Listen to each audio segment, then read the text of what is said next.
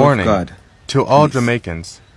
I'm making this very important speech to preserve the integrity and safety of members of the Maroon administration, as death threats have been made against both myself and others who are operating lawfully within our fiduciary duties under the 1738 Maroon Treaty.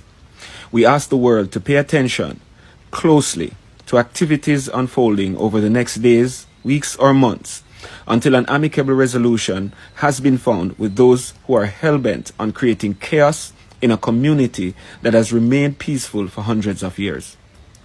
From credible sources, our administration has learned that Akompong citizens are under imminent threat of danger by a group of gunmen and agent provocateurs that may attack as early as this week.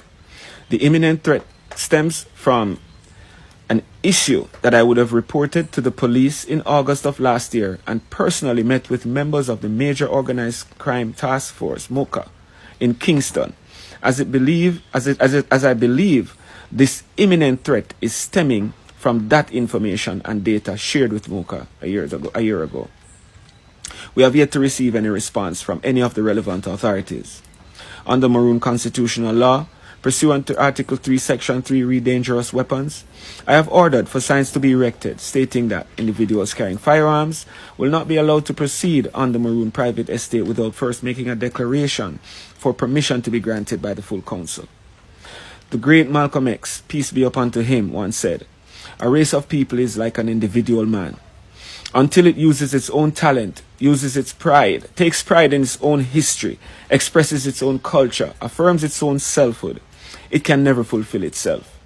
I have looked into this statement deeply as I try to understand the historical problem our people face of continually submitting to the influence of external forces to perpetuate division amongst our people, especially those who are righteously fighting each day to preserve public trust and the Maroon estate. The Akompong Maroon administration is currently engaged in the defense of the leeward Trelawney Town Maroon estate, as our ancestors were prior to 1738.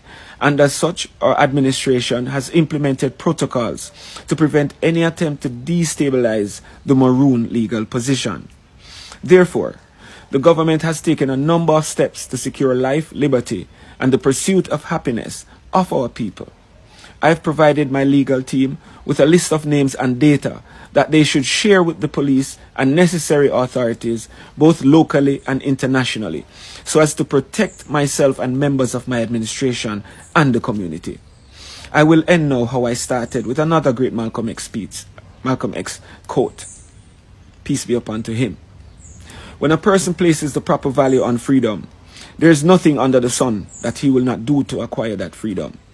Whenever you hear a man saying he wants freedom, but in the next breath, he's going to tell you what he won't do to get it, or what he doesn't believe in doing in order to get it.